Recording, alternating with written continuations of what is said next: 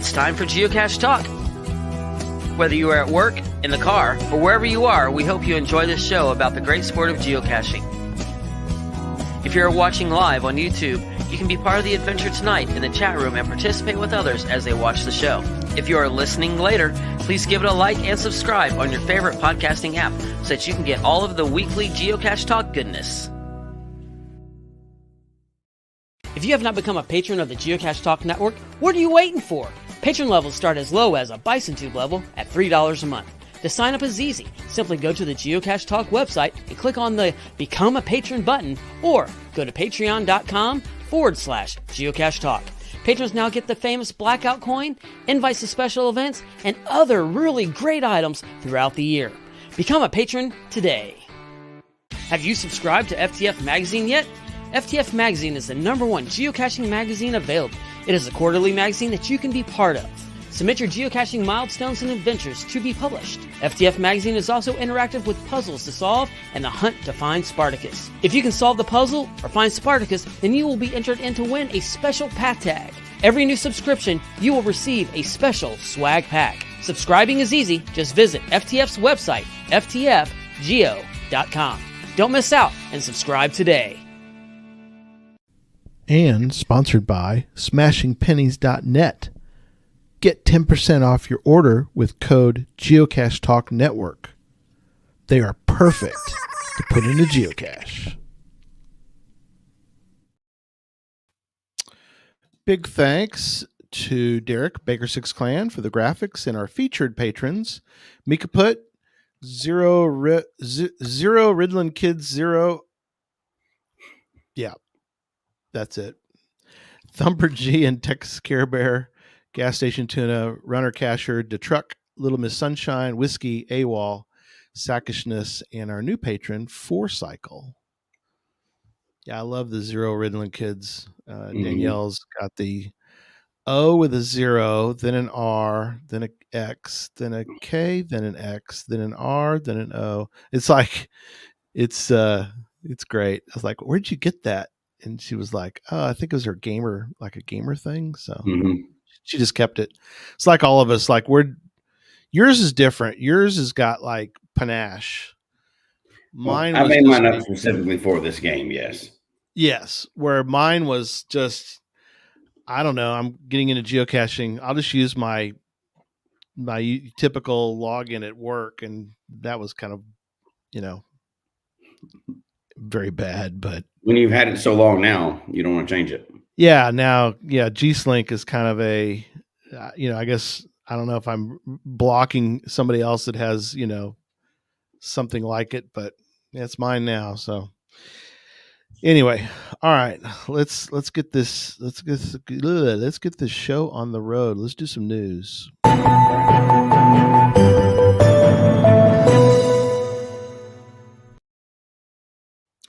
Quick mention, Geocache Talk. Boy, I'm really going well to this today. Cache Fest. Go to cachefest.com. Check out the packages. Check out the Friends of Cache Fest. You get to join. You get to design your own coin. You get some other cool perks. So definitely want to check that out. And that one's limited. As I mentioned before, if you're not quite sure on which package you got, a month or so to decide on that. But you want to kind of jump on the Friends of. They are going quick, and we're only going to do 75. So now you don't have to make really any other decisions right now. You just want to get in to the Friends of. Later on, you'll get more instructions on how to design your own the coin, and then all of the Friends of will be able to design their own coin. And I guarantee you, kind of like what happened at CoinFest, I think, was everybody wanted to dive in and trade. So right, yeah, it worked out great. So we're excited about that. The other item I wanted to mention. Also the side events are all published. If you want a list, go to the Cache Fest Oklahoma GC, I'll grab it and put it up on the screen here in a moment, all except for the CETO, but we are set to go for all the side events, including 4th of July, fireworks celebration, and lots of cool stuff, especially the Friday event. The Friday event is going to be a night at the Noble. And it's going to be awesome. We're already building for that. We have already a good troupe of actors that'll be doing a recreation of the night at the museum. They're an excited bunch, and I'm excited with them to be able to put that on for you. We are filling slots. I could use a couple more Neanderthals. Jesse, Yeah. interested? I think I'll be, yeah, I don't care. I'll do it. Okay. So we need, if we got, I'd like to get one more. It would be me and Jesse currently.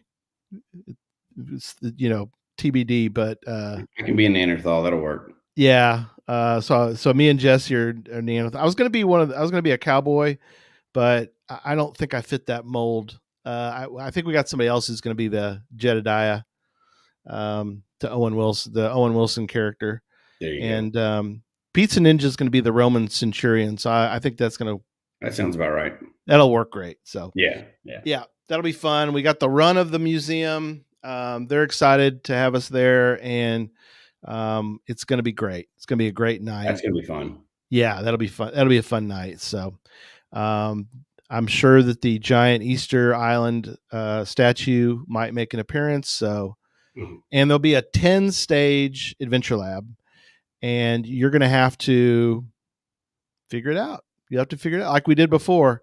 You'll have to come. You'll have to interact with all the exhibits that have come to life and answer it that way. And there'll be no easy answers, so it'll be fun.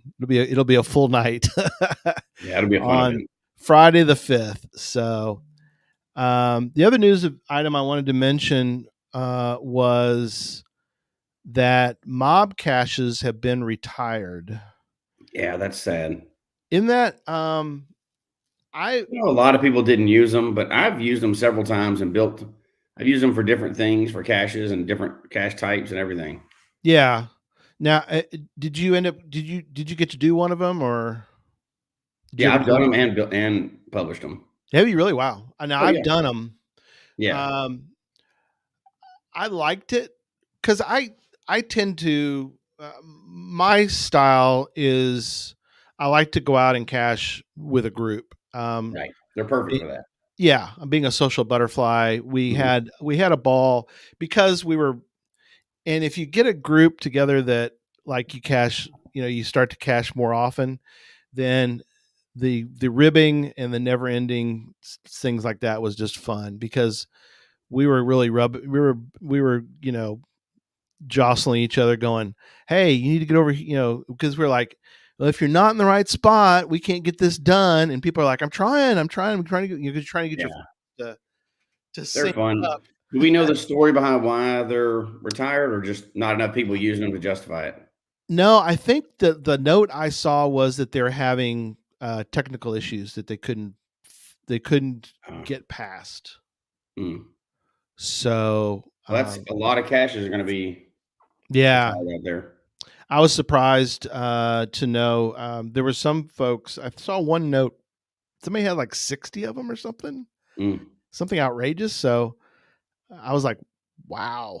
I mean, and they were a little miffed they didn't hear about it. But I mean, I'm sure the person that I don't know if it was Chili Head or own that and tried to. But I'm sure they tried to. It wasn't like they're trying to mess with anybody. They were trying to fix it. Right, and they were doing it for free for people. Right. So, let's not go too crazy, folks. Yeah. I mean, it would be quite a bummer if you had a bunch of them and all of a sudden they're gone. But no, you're right. At the same time, it is what it is. Yeah. So kind of sad. So, all right. Well, let's dive into this. First we got to figure out. I was going to call it the GeoCache project to try to distinguish audioly the difference between, because we're not talking about geocaches for the most part tonight. We're going to talk some, but for the most part, we're talking about GEOCAC.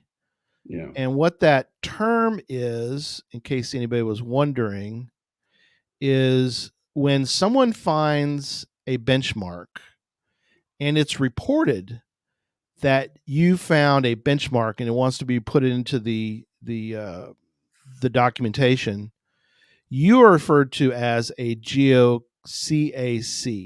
That's the code word for a geocacher who finds a benchmark, in case you were wondering.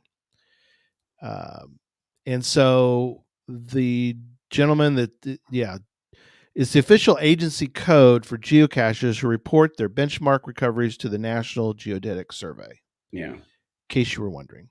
Now, the person who started this project, Geo Trailblazer 1, sadly passed away a few years ago. So the project is sort of, I think is gone, is sort of gone away now. I tried to contact some folks. I don't know if it's got any more life in it or not. But what are your initial thoughts as we kind of start to get into this? What's your initial thought about this benchmark project? So it's kind of interesting because, I liked benchmarks. I like going and finding benchmarks when they had it as part of geocaching. Yeah, now, me too. The day they canceled it from geocaching, it was the last day I ever found one. Right. I never have found one since then. Well, that's not true. I've found them. I haven't reported it anywhere. Right. So, but I used to go specifically hunting for them because I thought it was a really neat part of the game that seemed to be more of a throwback to the olden. I need that light shining there. I need to try to stay to this side. You're fine. But it, to me, because it was so vague, it was kind of like letterboxing or something where, you had some vague directions. Right. And most of the ones I'd found had never been found before. Right. Right. So some of them were gone, some of them were there. To me, I thought it was, to me, it was almost more geocaching than a lot of geocaching. Sure. Like we talked about recently, the virtual stuff. To me, that was almost more geocaching in my head than a lot of the virtual stuff. Because you're finding something and it's a description. It's hard. It's not exact location. The GPS coordinates that are in there are a general idea. Yeah. Right. So, and it says it should be at the crossroads of this and that. And, well, things have changed so much since it's been out there. To me, it was a really cool part of geocaching. Now, unfortunately, it was never something that caught on. They didn't, and it's only in the US, right? These benchmarks, only in the US, so it's not around the world. And I can see why being a global game, more, I guess, time wasn't sunk into developing it further. Because it would only hit part of the audience, right? It's exclusively for the US. I know other countries have. Yeah, they have something similar. Yeah, they have some. Not all of them do, but some of them. No. Yeah, England does. Some others do. Yeah. So that kind of fell off, right? So this project started while geocaching still had it listed on their site, and you didn't get credit like a true smiley for it, but it still is listed on the left side where all the finds are, right? When you go to your profile. Right. And now you did a thing too, where being a challenge addict that you are, you found a certain amount of benchmarks to fulfill a challenge requirement, correct? Yes. It was, I think 250, 300, something like that. But that's what got me kind of into messing with them in the first place, was for a challenge, which shocker. That's how we get into most things, right? Some weird challenge to find something weird you haven't done. And you get into it. I ended up with about exactly 500 at the end. I got a round number just so I could stop before they locked it up. But again, because it's not a stat that's currently, and there's no easy way to get to it. Like when it was listed on geocaching and all these, you can find on geocache's website. It was then this project.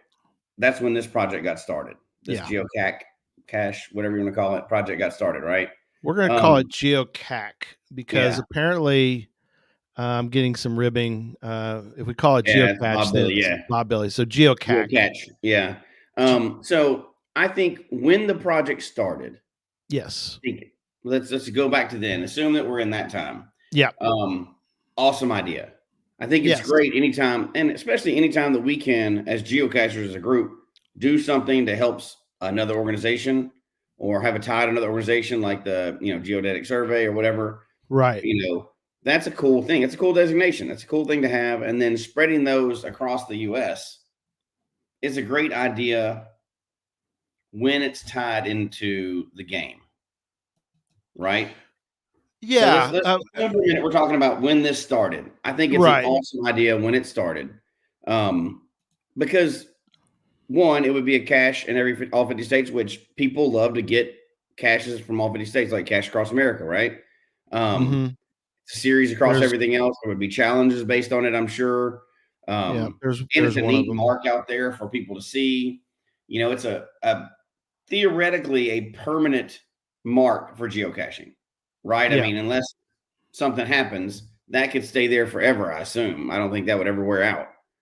Right. Not going to go away unless the property's sold or something, and it would be neat to have all 50 states like that. It'd be a cool project, really cool project. Yeah. It's obviously, even from the beginning, it's geocaching adjacent, right? Yes. Because it's not a cache. I guess it's similar to the tags people find that people put out. So there's, what are those tags? I just saw a notification of that on my phone today. We'll think of it, or the chat room will help us out. But yeah, snag a tag. Oh, snag a tag is also another one of those geocaching adjacent, different, but still it's sort of geocaching adjacent. So, but this one's got the official logo on it. This should be more geocaching than geocaching adjacent. Yeah, I think it would be an awesome project.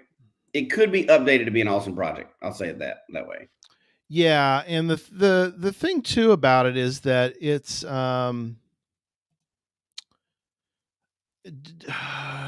like you said, sort of, it's not. It reminds me a little bit of Caching Across America, because you want to do one in every state. Mm-hmm.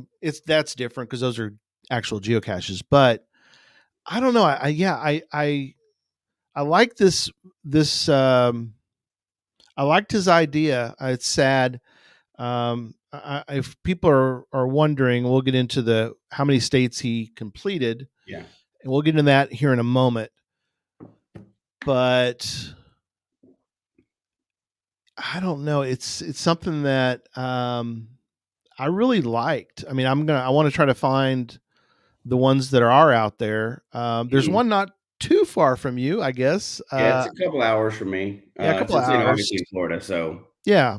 But if you're ever up that way, you could put on your list. I have been. Sadly, I have been up that way, and I haven't found it yet. Well, that's fine. But you're not far. You go. But I'll be there again. So yeah, you'll be up there again sometime. So, so let's before we even move to the future part of it. Yeah. Let's talk about. Let's assume that we're back. Was it 2009 when this started? Yeah, let me take a look. I can show you the first one, or I can talk about the first one. Let me find that real quick. While you're pulling that up, so is it value? Like, let's say that benchmarks are still on the site. Let's just assume back then. Sure. Is there value enough for this to be a big project to do across the country? Do you think it would add something cool to the game? Because that's a lot of coordination, right? You got to get people. Oh, yeah. They're working with, the local government to get this done, state government to get this done, to put them in, because they're putting them somewhere permanent, not like it's in the yard. Do you think it must have been a lot of work. I think it does. Now, again, we're looking back through time to when, the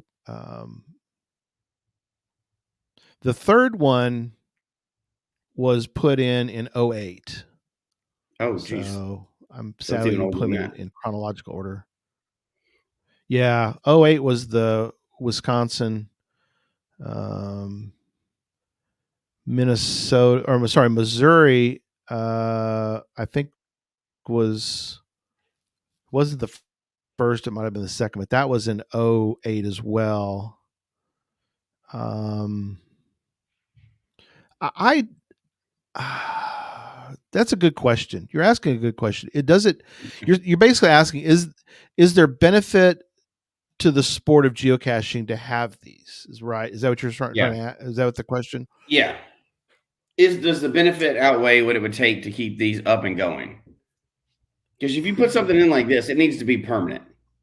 This can't be changed. Once it's in, yeah. The thing to remember is, and I think the first one was also in 2008, but I think was the Arizona one was considered, I think that was considered to be the first. Now this is different. This is something. The thing about these is that he was getting permission not only to place them, but also he was placing them in such a way that they were like, he was placing them like the geodetic survey folks did when they placed benchmarks, right? For the most part, because they were in the ground, cement, the whole 9 yards. They were made and designed to be permanent, and really the ones he did place, I think, are pretty permanent. I don't know if where anyone's. Well, somebody's saying there's one in Minnesota.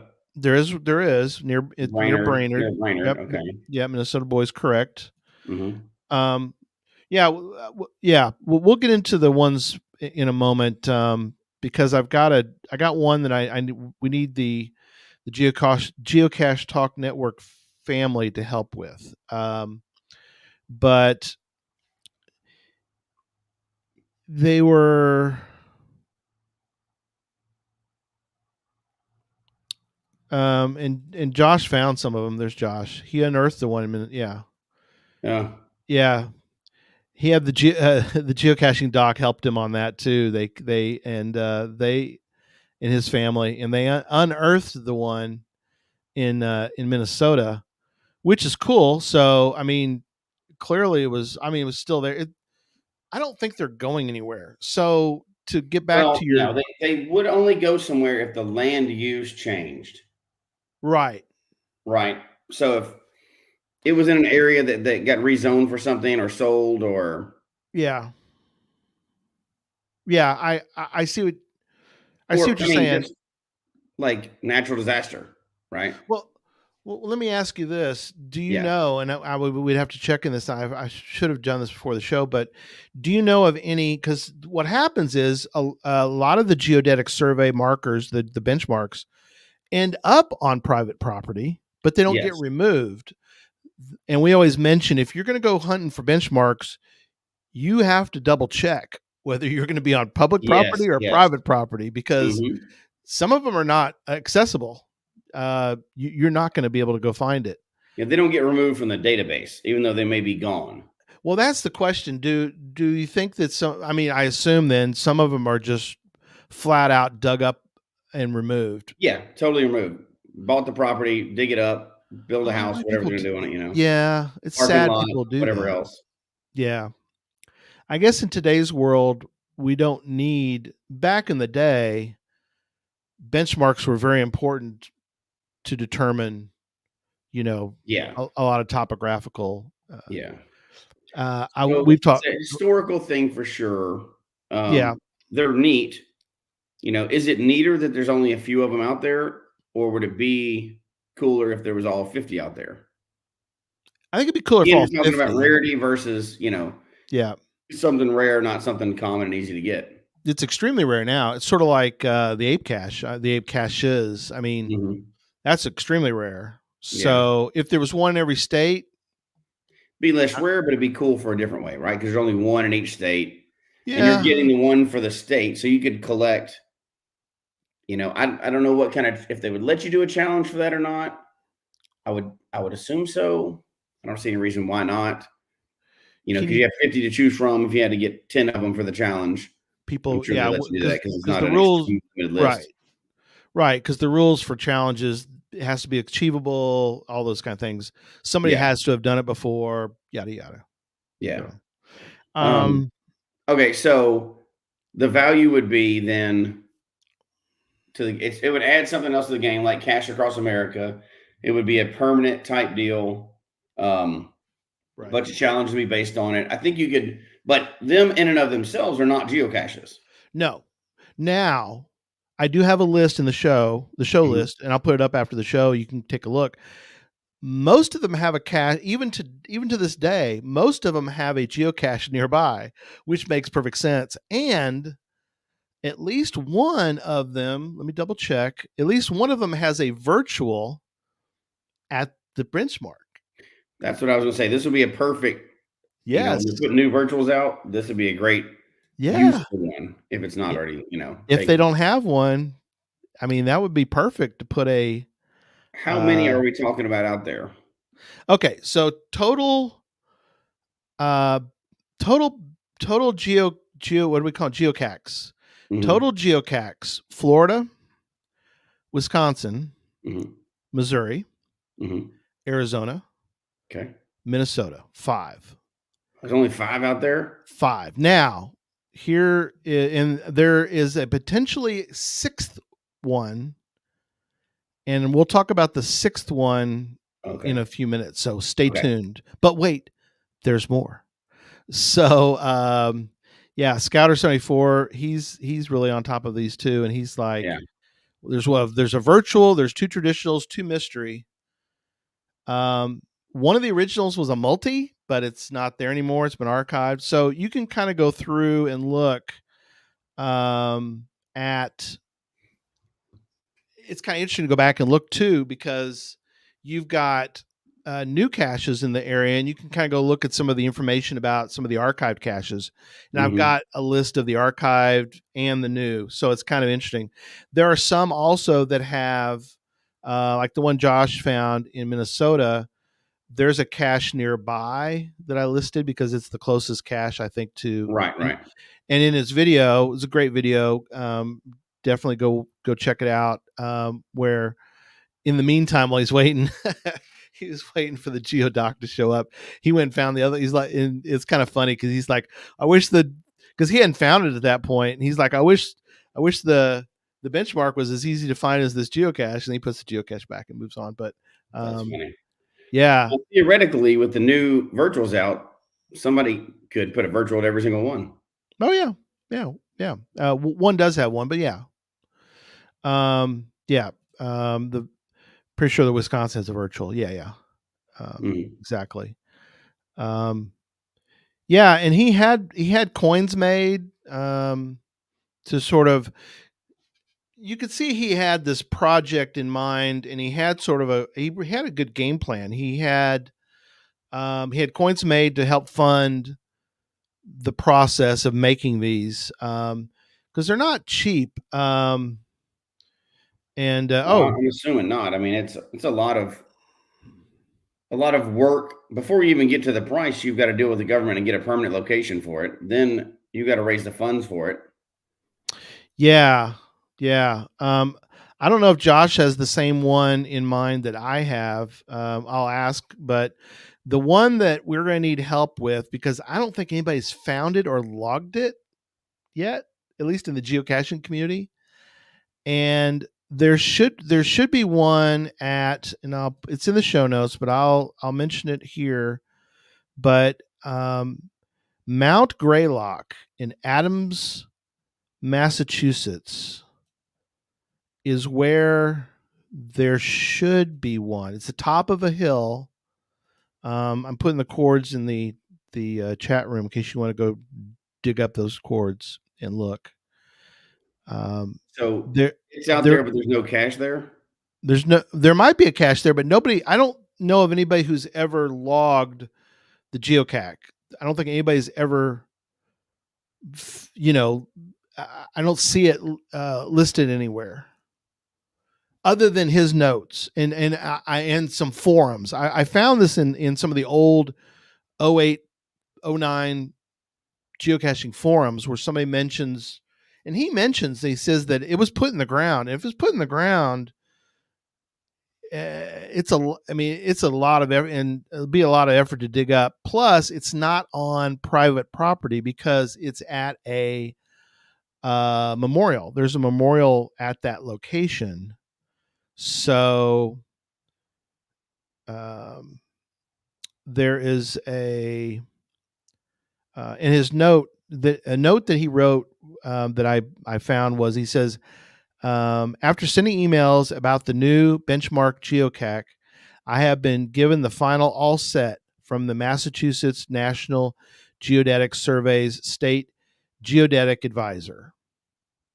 And then he said he is going to be on hand for its placement. There are just a few loose ends that I need to tie up, like the best location in the area on top of Mount Greylock in Adams, Massachusetts. And he gives a Google Earth, and I went and grabbed the actual chords and brought them to you. So Joshua saying there's 7 in the ground. Oh, okay, 7 then. Okay, that's the one we don't have listed now. Yeah, it's the Veterans War Memorial Tower. Correct, Strict 2. So you don't have any indication or pictures that it's actually in the ground. He just had permission to put it in the ground. Right. Okay. I have some photos that are in the show notes. The Arizona one. I got pictures of that. There are obviously pictures of the others. They're I don't say they're found, incredibly often, but I think they're found fairly often. So the Wisconsin, but as you know it right now from the research you've done, yes, the project is currently not active. It's been done since, I guess, there's new caches being put out, but as far as the actual benchmarks, I don't think they've put in. They haven't been put in the ground since, I think, 2008. There is there's this cache. I'll put in the notes, but the Wisconsin one, there's a cache at that one. Oh, the rack one. Yeah. I forgot about that. You're right. Josh is right. So they're not doing it just in the U.S. then? No, he had one. Someone, I couldn't find enough on that one, but there's one in Iraq. I forgot about that one. Yep. I don't know. Obviously not through our National Geodetic Survey, but no. And I don't really have a lot of information on that one. I'll add it if I can find some more info on it. I'll add them obviously the show notes, and I'll put that in the show notes as well. So the one I put in the notes right now is the Wisconsin benchmark. The person called it the benchmark cache. Astro D team has a couple of these, and it is, it's near the benchmark. So, but it's an actual cache. So, benchmark. He mentioned. Obviously adds in the hints. The benchmark is not the cache. Find the container, sign the log, claim the smiley. Yeah. So, usual. One, I think virtuals are an awesome idea for this. Yeah. 2, is this a project? Let's put it this way. I guess 2 different questions, really. Mm-hmm. Should the project go on? Right. Is it worth it? And then 2, if somebody just revitalizes the project, and then 2, what would it look like? Because if you're going to start a project, this one's barely got started, right? If there's only 5 or 6 with permission so far. Yeah. And out of 50 states, or 51 if you include DC, but mm-hmm. 1, should it go forward? And 2, what could it look like? What? Mm-hmm. It doesn't have to be the same thing it was originally. It could be something different, right? Like there's planned out virtuals at each one. There's, it could theoretically, like somebody already mentioned, it could be its own little icon type. Does it have to be restricted to the U.S.? Could they put them around the world and have a permanent, marker? Right. Is there a point to put them around the world, or is it just tied into our benchmarks? Right. Right. Yeah, I've got a longer answer for you. I did want to mention why I put in there the Missouri one, and I'm going to start I'll put all the ones I have as Okay. far as the active geocaches. I'll put the GCs in there. Reese said the the Arizona one is archived. Now, the thing with that is, see if I maybe should I word this correctly. Benchmarks cannot be archived. Benchmarks can be removed and they're gone, but the benchmark for Arizona is, I think, still there. I think what they mean is the nearest geocache to the Arizona benchmark is archived. So I mean, we want to make sure that's a perfect opportunity for somebody to put a virtual there with the new ones out. If they can, everybody's looking for ideas. Mm-hmm. That's going to be a good one. You get a lot of favorite points on that one, I'm sure. Yeah, if the Arizona one is, because you got now there is another, because I'm seeing that it's not archived, because remember there's two, basically every one of them has an archived and a non-archived. So I think that's yeah. So Josh is right. There is a new, and I just put it in the show notes. There is a new, and I'll pull that one up because it's kind of cool. They have a good photo of that one. So let me share my screen, and I'll show you the benchmark for that one. So, is this there? Yeah, this is the Arizona one. So this is the Arizona benchmark. Mm-hmm. That's a cool right one. There.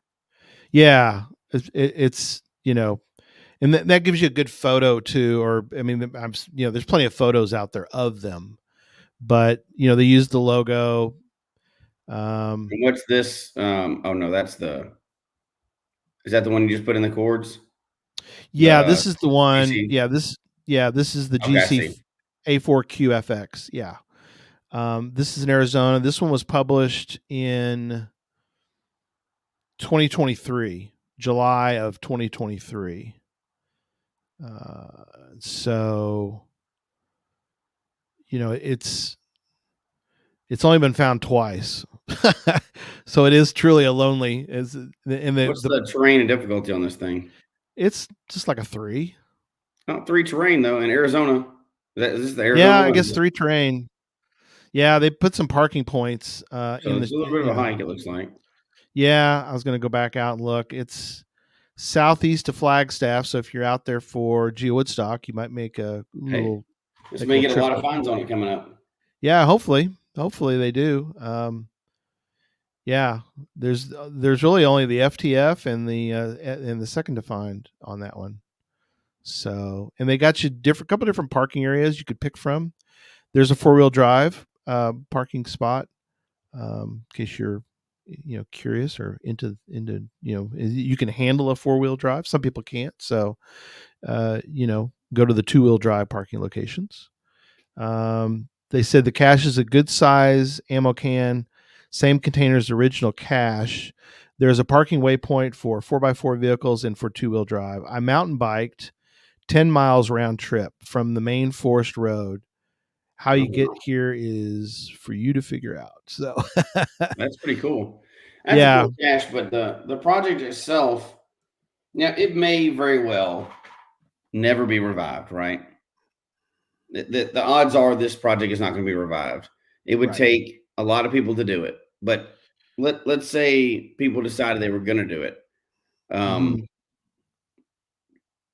I guess it would have to be a group of people in every state reaching out, but I guess if they've already talked to the state, and all these other states, they probably have counterparts, for each state that they could get a hold with pretty quickly to get this project approved. Yeah, that's an interesting thought, though, is back in 2008, I can kind of see where you might be able to. Seems like it might be easier now in 2024 to get a hold of it. I thought it'd be harder because we don't really, we have satellites. I mean, we had satellites in 2008, but I'm saying, is there somebody in a state government? I assume, like you're assuming also, that there's a state government official. It falls under somebody's purview. They had to get permission. It still has to be a thing out there. Somebody still has to be in charge of that organization, right? And that means in each state. It's got to be. I would think it'd be easier now to get permission for something like this than it was to even find the people in 08. Yeah, I'm sure Charles would know, being a member of or working for the Bureau of Land Management. I'm assuming that the Bureau of Land Management has some cross communications with some of the geodetic folks, because if somebody wants to remove one, I'm sure that, well, I'm not sure. I assume if they want to properly remove a geodetic survey, they got to get permission. And if they get permission, it's all kinds of permission for that. There's got to be somewhere, where to mount anything permanently like this, and have it logged through their website. It's going to take a lot of red tape. But I think once that red tape is done, the biggest thing would be, like, I looked at mine, the one that's in my state. Yeah, the Florida one. It's I'll put, while you're talking about that one, I'm going to pull it up or I'm going to put the chords for folks so they. The person who has the cache listed in my state, play along at home. Nearby one, which is why I couldn't get it. It's inside the visitor center. It was closed when I went there. Yeah. They haven't logged in since February of 2022, and all their other caches are archived. So, wow, that cache is one that's probably not going to make it much longer, right? It's a zombie cache. Zombie cache right now, unless somebody else is running it. That's a different person that's not listed there. Right. It'd be a zombie cache. Yeah, 630 favorite points. It's got some. Oh. It's out there since 09, so it's one of the older of the bunch that has a. Again, we're talking about the cache near the benchmark. I don't want to confuse people. So it's not the benchmark itself. Right. There's a cache at the benchmark. So they're saying that Minnesota Boy's saying that they were never actually listed by the USGS as far as he knows. So they took a record of them, but they weren't listing them they're not using them as a new benchmark. They were just keeping a record of them somewhere. Is that how that worked? Yeah, there are records. You can go find where there was actually recorded, because I think what he's saying was it ever recorded by the USGS? And I've got one that I found as far as in the records. So if you want to go find this on the, I'm posting the chat room. That is an official U.S. Geological Survey code, the CZ1865-1903. And what I love about these, and I think you probably would love these too, Jesse, and the fact that they are, when you start reading, and I'm sure you've done this too, when you start reading the logs on a benchmark, they sound to me like letterboxes. Yeah, they're a lot like it. Turn right, travel east along Maggie Road for 1.55 miles to the end of the street and a parking area. Park east of the hiking trail for about a quarter mile to the second ridge. I mean, it sounds very letterbox. Yeah. This ridge has a large rock outcrop projecting about 75 feet. Park north along ridge passing to either side of the outcrop. I mean, it's like that. It's kind of like a treasure map, right? It is. To get to X marks the spot, So, yeah, I guess So, I guess, is that the way I should have put it in that way? CZ186, or is that just, I wasn't sure how that's. And I guess that brings up a good point, right? If they're a marker that was part of the game, geocaching, peripherally, but it was still part of the game. Yep. And those benchmarks really aren't used now. They're a historical thing that, was out there or whatever. They're not really tied to our game. They're not, It's a good question. Do you even do a project that ties in now? Because remember, benchmarks are part of the game then, they're not now. So if you want this project to go forward, keeping it looking like a benchmark is cool. I mean, that's a cool design. Yeah, it was cool. But do you change that and alter that to be like, it's like the Cache Across America, a permanent location, market geocaching in each and every state? That's really what it is now, right? It's not even a benchmark for real. It's none of those things, and you can't get credit for it. So, is there a way that you would shape a project like this instead of keeping it? The original intent was awesome when it was happening, but doesn't really tie into anything now. So do you just look to put a permanent marker in each state? It's kind of like a benchmark how they do, because they know benchmarks are going to last for a long time. Still a cool project, but if you're going to do that, do you just do one in each state? Do you just for figure out fun where it's hard to get to? Is it just a cool thing to do, like a Cache Across America, but a permanent version of it? I would think if you're going to do one, you'd want to coincide it with a virtual or a traditional. I mean, I think you would want to try to do a combo platter for those. Yeah. I think you definitely want it to be with some, and I would vote for virtual just because cache maintenance and everything else, right? Exactly. Potential, but would it be something that's what's the end, I guess, of that? If a group started this now, what's the end of that? Do you put them in all 51 and then try to put it in other countries? Because it's not really it's not an actual benchmark anyway. Do you just make it a permanent location cache? Is that, I've got where would you go with it? I've got a couple notes on that. One is what I found was also triangulation stations is the one I was trying to think of earlier. Those are the non-US ones. Apparently that they are still used, and this makes sense, is that what's the thing that is I wouldn't say constantly, but it's always being done in the US, and that's surveys. People are always getting surveys done. So surveyors will use benchmarks as a point of reference because they're permanent, they're not just I like the fact that certain ones are sort of fun to find because they have the one in DC is sort of is in the ground and has the little Washington Monument on top of it. It's kind of a clever little doodad. Yeah. I always mention the one I've mentioned before when we did the benchmark show was the one I found and you found in Colorado, which is the one at the state capitol where the actual geodetic survey disc is not very far from the engraved 1 mile high. Right.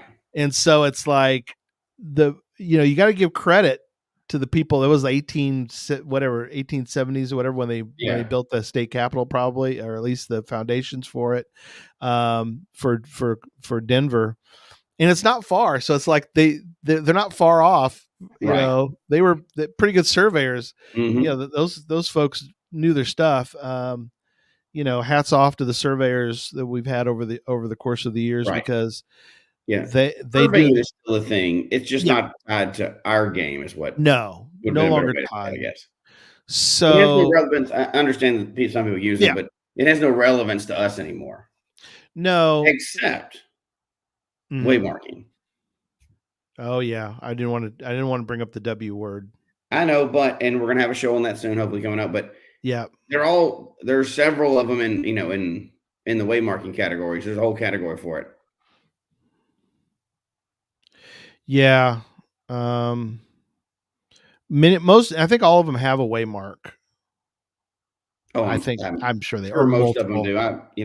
Multiple. That waymarks. was one way to search for them in the past when you're trying to find them. Benchmarks. That's the way to do it. Somebody already found them at that point and made them into one. But it counted then. So I guess the relevance is what I question on this project. It sounds cool initially. Go and find. I mean, I want to go find all the ones that are out there without a doubt. Right. Because I tried to find the one that's close to me, but it was one of those visitor center points to the final. Yeah. Saturday or Sunday or something like that. So but I think it's a cool idea. Would there be any value in moving it forward? I don't know that part, but it may be just that it's cool that there's only 5 or 6 of them out there. Yeah, it's clever. I mean, it's an anomaly, and I kind of like anomalies. Like I mentioned before, finding when we talked about this, people have done them in. Well, and there was a success, which was ape caches that have gone missing. Are they really gone? Are they out there and nobody can find them anymore? I mean, is there a giant ammo can in Georgia that's in this park that is now covered up, and what I'm saying, it's like, are there treasures out there like the one that went missing in Washington? It wasn't found. It was muggled, and it wasn't too far from where it was. So it was found. It was able to be recycled.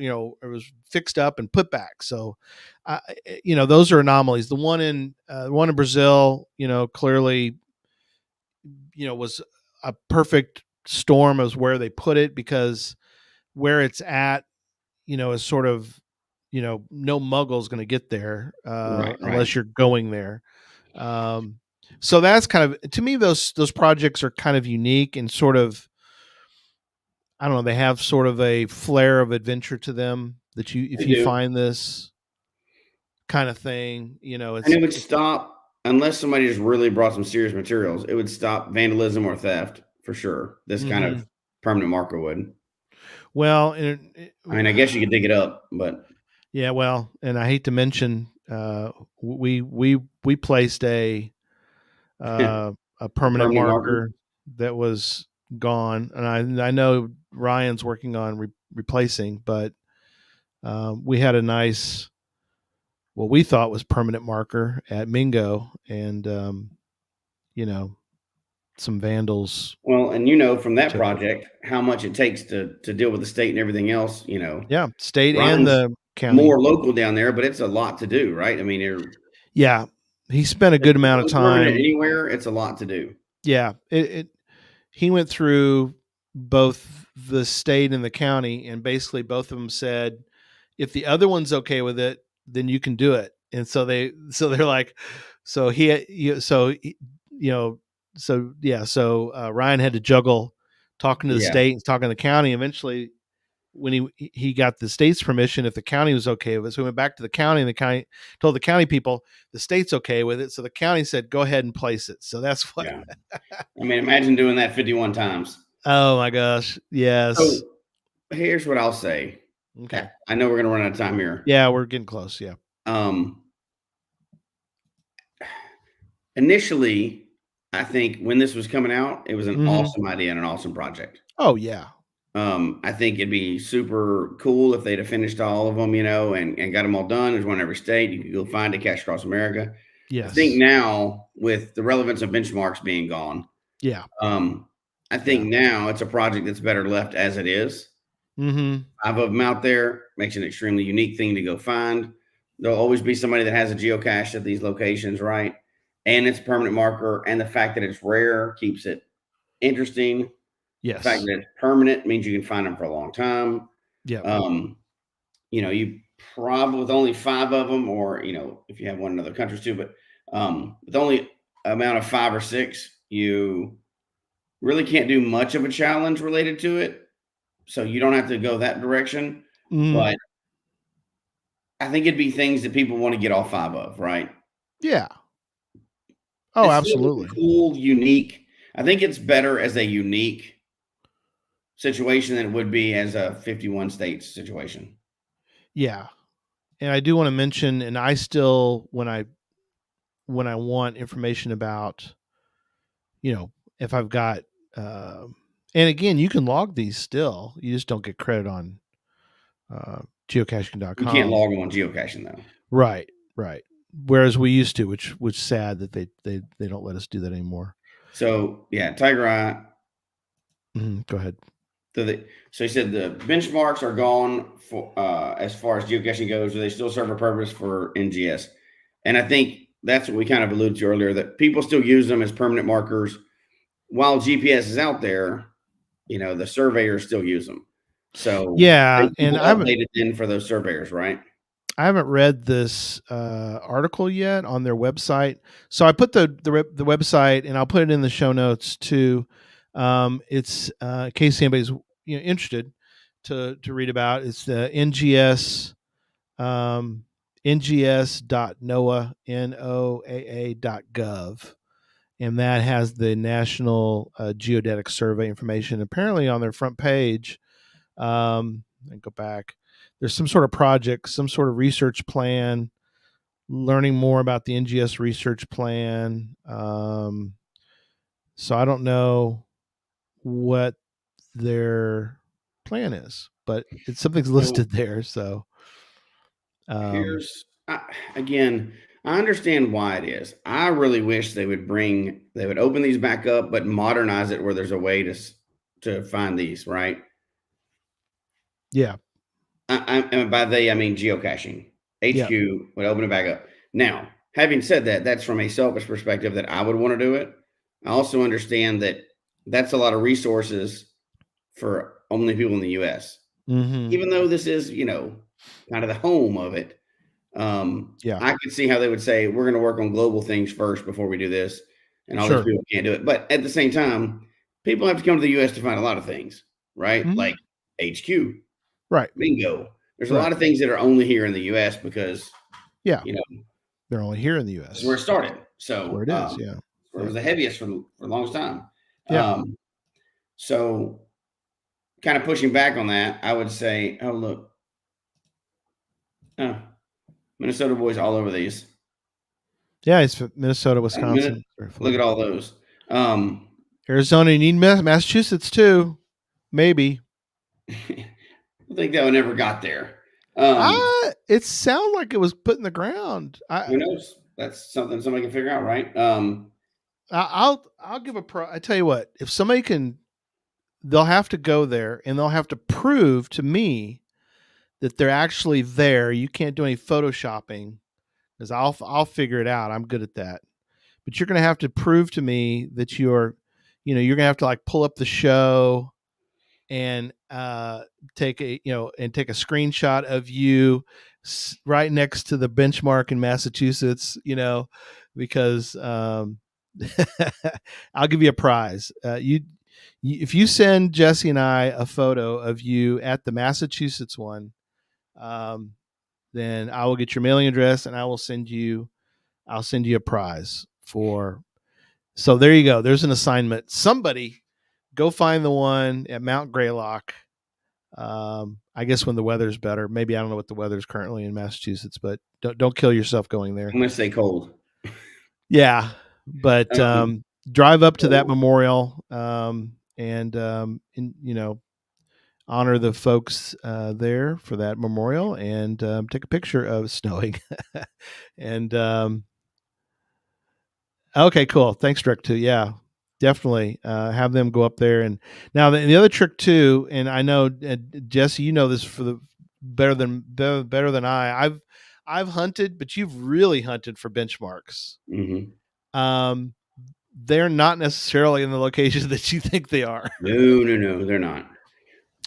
Mostly, right? Yeah, so that is a perfect segue into the question I want to ask you. Okay. And you can whatever you think with it. So, go for it. 2-part question. Okay. Is this project worth the effort for a group to continue in its current form or any other form? And should, related to this, should HQ revamp and spend the time to revamp and bring benchmarks back out and applicable to the game? I would say yes and yes. Okay. I like benchmarks. I don't like them like some people. Like we had the benchmark blasters. Yeah. So grateful that we had her on the show. I like They're them. like experts in this. They were yeah. I don't love them, but I do like them. You can put a virtual at a benchmark. That's kind of a cool thing. Yeah. I think. I mean, between you can do. I had a where I go with benchmarks. You know what I mean? You can do a lot of stuff with them. Yeah. So in a sense, you can use that permanent spot in the game in the sport of geocaching today. You can use that. It's just not. It's not it's all secondary now. And yes, I think it would be cool to bring benchmarks back. Problem is, one of the things is, you remember the days when it was easy to log? They could redo that now, and they could. What I would say is we kind of hit the top of the hour here. We're about to be done. Like Waymarkly, we have Waymarkly by Cachely. Yeah, this project would not be. This project is not worth doing unless HQ brought back benchmarks and made them more relevant to the game. Then I think it makes a lot of sense. It's worth the effort. Yep. And now I say this project's not worth completing in its current form. If you want to update it for something new now, it'd be awesome, right? I'm all about permanent markers for geocaching, but Waymarkly has got some benchmarks in it. That app is great, but I don't care about waymarking. That's why I don't use that one. I'm similar. Now, benchmarking, I think it could be a great addition to the game. It even could theoretically be icons, whatever else, but it would have to be where you showed a picture of it. I understand why they don't bring it back out. Also, I do too. And the other thing is, unless somebody goes to every one of these, it could now be you would be sending somebody to private property. So that's not a good plan. You'd have to put a lot of red warnings that not all benchmarks. Cachers don't do that. To be the first one, they cut through fences and tear stuff up all the time. So you would almost need to only put the ones out that have been confirmed. Yeah, you'd have to say you have to go to this list to be approved. These are not approved. Yeah, I think so. I see the problems with it, but I think it's a cool idea, and they're already out there. So it'd be something. If you could tie something cool to it, it would be fun. Like Kashak Mel said, and glad she's feeling better. She was not feeling better. She said to you can call the Undertaker back, tell him not to come up. She's feeling better. So that's good. I think we've all been there. It's like, call off the Gravedigger. I'm going to make it. So she's better. But she said that Adventure Lab, we should have mentioned that. Adventure Labs is a good way to revive benchmarks because apparently somebody used it for their stages. Yeah, that'd be enough. You can tie any cache type to it, I think, Yeah. Oh yeah. But depending on the area or whatever. But benchmarks is kind of an adjacent thing, and it's kind of in the past. But I do wish it would make a return, just like this project. This would make this project a lot better if benchmark was still a thing, right? Yep. Is that your final thought? Yeah. We could talk all day about them, but I know. You're fine. There's a lot of work. It would be a lot of work for anybody to do either one of these things, though. So no, you're exactly right. So my final thought, I've got a couple of things I wanted to mention, is that if you've never found a benchmark before, again, make sure you're not on private property. Number one. Number two is take a look around, and there's some really cool benchmarks in the U.S. that are available to be found and kind of neat. Like I mentioned, the one in Denver. I think that one's kind of cool because you walk up the steps of the Capitol and it says 1 mile high, and then right above it, I think it's right above it, it's either two steps above or 2 steps below, you get the survey marker, which I think is cool. There are several of those. There's the other one I wanted to mention is that some of them are in really cool locations, and that's what we love about geocaching. Mm-hmm. So the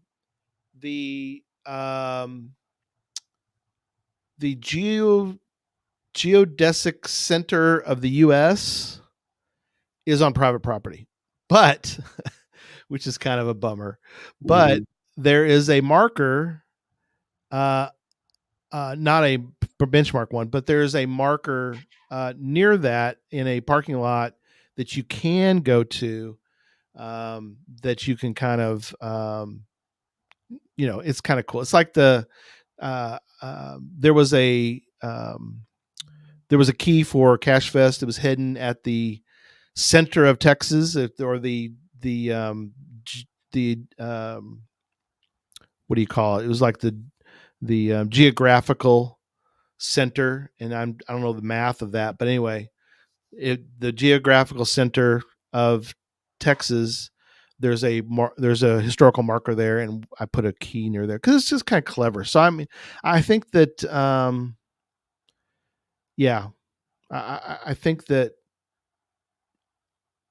I think people should still find them. I think that it's problematic. Like you said. I would use waymarks if you're going to hunt one. That way, it's already safe to go to. Yes. And even double check on top of that. I mean, don't cross a fence unless you know for sure what you're doing or you have permission. So but they're kind of cool. And I look forward to seeing the picture of the Massachusetts one. If you're in Iraq, we have listeners all over the world. If you're in Iraq and you're safe and you want to go find the one in Iraq, I will post the notes about that in the show notes. You can go hunt that one. There you go. If you want. So, all right. Well, thanks everybody. Hope that was fun. And, send us any photos. The one that'll get a prize, you can send us some photos anytime. We love hearing from folks. Send us an email, geocachetalk@gmail.com, and send us pictures of yourself at one of these. And if you do the Massachusetts one, I will send you a prize. So there you go. All right. We'll say good night, and we'll see y'all down the road. See you next Sunday. Good night, everybody.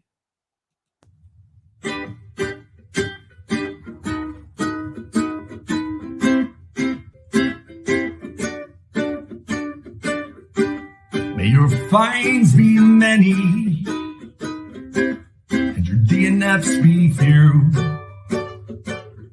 May the terrain and difficulty both be less than 2. And whatever it is you're looking for, may it find its way to you. And may we all meet again. Folks, we hope you've enjoyed the show tonight. Please email us your comment at geocachetalk@gmail.com. Don't forget to follow us on Twitter, Instagram, and Facebook. The show can be found on Apple Podcasts, Stitcher, Radio Public, or Spotify, as well as at the Geocache Talk website. Don't forget to click that subscribe button below and ring that bell notification so that you can see and hear the show on a weekly basis. And tell your friends about the show. Get them involved with us in the chat room. And until next week, don't just talk about geocaching, go geocaching.